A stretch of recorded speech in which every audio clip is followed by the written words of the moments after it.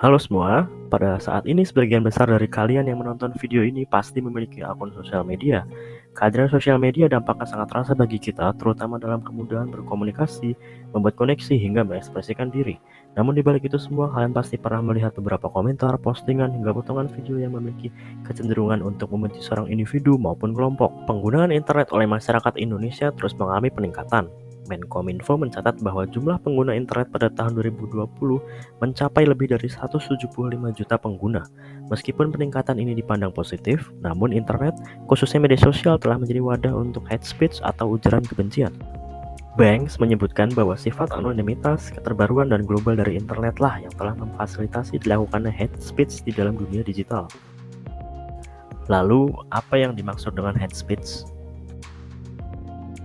Menurut Almagor, hate speech dapat berupa perkataan yang dapat memotivasi tindakan permusuhan hingga perbuatan jahat pada seseorang atau sekelompok orang, hanya berdasarkan karakteristik bawaan maupun persepsi. Bentuk hate speech juga dapat berdasarkan ras, etnis, agama, gender, hingga orientasi seksual. Dari hasil penelusuran Direktorat Reserse Kriminal Khusus Polda Metro Jaya pada awal tahun 2020, Instagram merupakan platform media sosial yang paling sering digunakan untuk menyebarkan ujaran kebencian, diikuti dengan Facebook.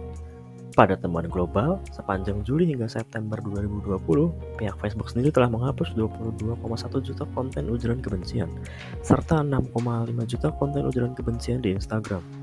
Target yang rentan menjadi korban hate speech umumnya adalah kelompok minoritas. Salah satu contohnya adalah etnis Tionghoa yang sebagai kelompok minoritas di Indonesia memiliki sejarah panjang akan pelabelan, stereotip negatif, dan diskriminasi. Survei yang dilakukan oleh Wahid Foundation pada tahun 2017 juga mengkonfirmasi bahwa etnis Tionghoa masih rentan mengalami ujaran kebencian seperti halnya beberapa identitas sosial lainnya. Dalam keadaan pandemi sekarang ini, etnis Tionghoa kembali menjadi target hate speech karena disalahkan atas penyebaran pandemi COVID-19. Padahal, dalam kasus ini, para korban tidak ada sangkut pautnya dengan penyebaran virus yang berasal dari negeri tirai bambu tersebut. Dengan demikian, sebenarnya apa yang dirasakan oleh korban hate speech? Dalam sudut pandang korban, hate speech di media sosial dapat memberikan berbagai kerugian dan dampak negatif.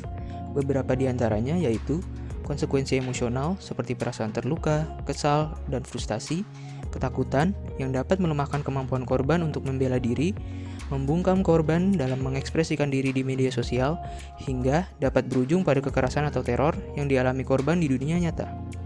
Untuk itu, kita perlu lebih bijak dalam bermedia sosial. Untuk melawan penyebaran hate speech di media sosial, kita dapat memulainya dengan beberapa langkah kecil. Yang pertama, selalu ingat bahwa hate speech di media sosial dapat berdampak serius pada korban. Jadi, jangan pernah membuat atau menyebarkan konten hate speech. Kedua, jika menemukan konten hate speech, kamu dapat mereport konten tersebut agar dapat segera ditindaklanjuti oleh pihak media sosial. Dan yang terakhir, share video ini ke teman-teman kalian agar mereka tahu apa itu hate speech, bagaimana dampaknya bagi korban, dan dapat ikut berperan dalam mencegah penyebaran hate speech di media sosial.